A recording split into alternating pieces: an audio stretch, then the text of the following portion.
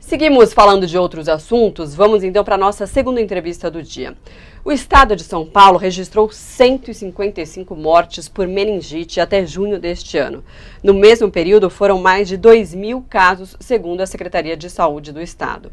O número é preocupante e pior, a imunização contra a meningite está bem abaixo do que é esperado. Em 2022, no ano passado, a cobertura ficou em 75%, mas a meta do governo estadual é de 95%. Nesta semana, a Prefeitura de Carapicuíba, na Grande São Paulo, confirmou a morte de uma criança de 8 anos que estava suspeita da doença. O infectologista Marcelo Otsuka, que é vice-presidente do Departamento de Infectologia da Sociedade de Pediatria de São Paulo e também coordenador do Comitê de Infectologia Pediátrica da Sociedade Brasileira de Infectologia, está aqui então para falar sobre essa alta dos casos de meningite, né, doutor? Muito boa tarde para você, seja bem-vindo. Boa tarde, Marcela. Prazer estar com vocês. Doutor, então, pelos dados da Secretaria de Saúde, parece estar, então, tendo uma alta bastante expressiva dos casos. Mas já dá para falar que tem um surto de meningite aqui em São Paulo?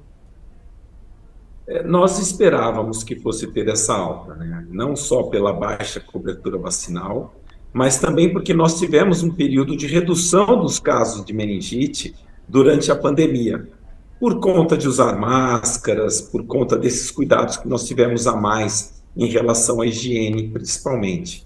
Então, já se esperava que fosse voltar a ter mais casos, mas lógico que com a má cobertura vacinal, esses casos acabam sendo maiores do que a gente esperava. E isso realmente não é legal. Não dá para a gente dizer como um surto, mas dá sim para a gente colocar como um aumento estatístico, e o nosso receio é que isso se torne algo muito mais importante. Doutor, meningite é uma doença bastante perigosa, então explica, né, para quem está acompanhando a gente, o que ela é, o que essa doença pode trazer para a gente e como que ela é transmitida. Primeiro de tudo, é importante a gente entender que tem vários tipos de meningite. As meningites virais, que a grande maioria delas não tem problema nenhum, né, e revertem totalmente. As meningites bacterianas, que são essas que estão preocupando a gente no momento, mas também temos meningite por tuberculose, por exemplo. Então, nós precisamos ter noção de que existem situações em que não há um risco tão importante. Mas, de qualquer maneira, as meningites, elas costumam cursar em crianças maiores, adultos, com dor de cabeça, com vômito, com aquele mal-estar, quer sejam as meningites virais ou as bacterianas. Em crianças pequenas, às vezes, a gente não consegue perceber essas diferenças de uma maneira tão nítida, mas também podem ocorrer esses sintomas. O grande diferencial das virais, que não costumam ter problemas, é que as virais, as crianças em geral ainda estão bem. As crianças, os adultos ainda estão bem. Quando nós partimos para as meningites bacterianas, a queda do estado geral, o comprometimento do estado geral, o indivíduo que realmente fica abatido, é muito mais importante. E nessas situações, a gente sempre tem que ter a investigação adequada, né? Isso, não há dúvida de que quando a suspeita de meningite precisa ser investigada, mas com muito mais atenção nesses casos de meningite bacteriana. Nas meningites, a gente tem o comprometimento do que a gente chama de meninge, que é uma camada que protege e reveste o cérebro, ou seja, uma inflamação diretamente no sistema nervoso, e por isso a chance tão grande de quadros mais graves. Agora, doutor, você falou da transmissão, como que pode transmitir essa doença?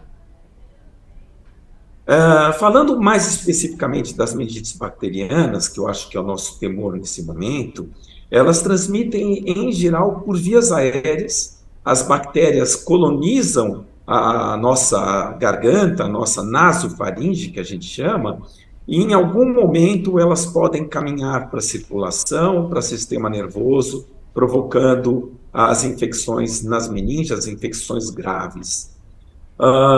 De uma maneira geral, essa que é a principal forma de transmissão das meningites bacterianas. Existem algumas outras, por exemplo, em traumatismos cranianos, em fístulas, que a gente chama de cólicas, mas essas são situações muito específicas. Doutor, a gente trouxe a informação, né, eu dei agora, que o estado de São Paulo pretende imunizar 95% da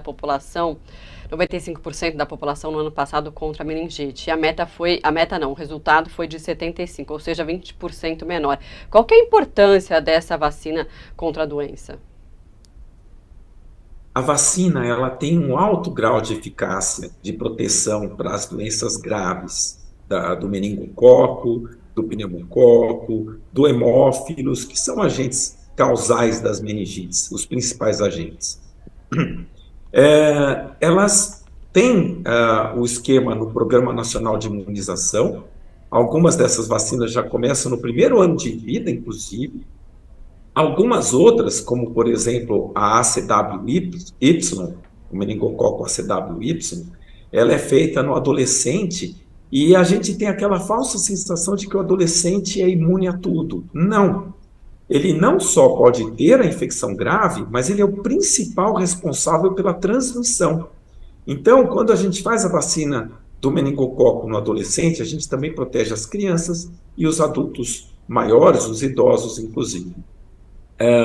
A vacina é fundamental para a proteção dessas infecções. Existem vacinas que não estão no Programa Nacional de Imunização e que também valeriam a pena serem feitas, né? É questão de custo-benefício do governo, mas a proposta de vacinação para o meningococo protege para os principais agentes, sim, é um alto grau de proteção e deve ser feito, deve ser atualizado em todas as crianças, adolescentes, e lembrando que indivíduos em algumas situações especiais também precisam tomar essa vacina. Indivíduos que tomam imunobiológicos, que têm AIDS, por exemplo. Doutor, e uma dose da vacina vale para a vida toda ou a pessoa que já tomou tem que tomar de novo? Existem alguns esquemas, né? Depende muito do indivíduo também, como a gente comentou, indivíduos imunossuprimidos, às vezes eles precisam repetir, indivíduos que não têm baço, quer seja por alguma doença, quer seja por um trauma, um acidente de carro, eles precisam eventualmente repetir a vacina de tempo em tempo, mas os esquemas adotados, eles são muito satisfatórios, é legal a gente ter o reforço, mas a princípio, seguindo os esquemas vacinais que o Programa Nacional de Imunização preconiza, e principalmente o que a Sociedade Brasileira de Imunização preconiza, nós conseguimos proteger adequadamente sem necessidade de repetição. Muito bem, doutor. Muito obrigada. A gente conversou com Marcelo Otsuka, que é vice-presidente do Departamento de Infectologia da Sociedade Brasileira de Pediatria aqui de São Paulo. Muito obrigada. Até uma próxima, doutor. É um prazer. Até logo.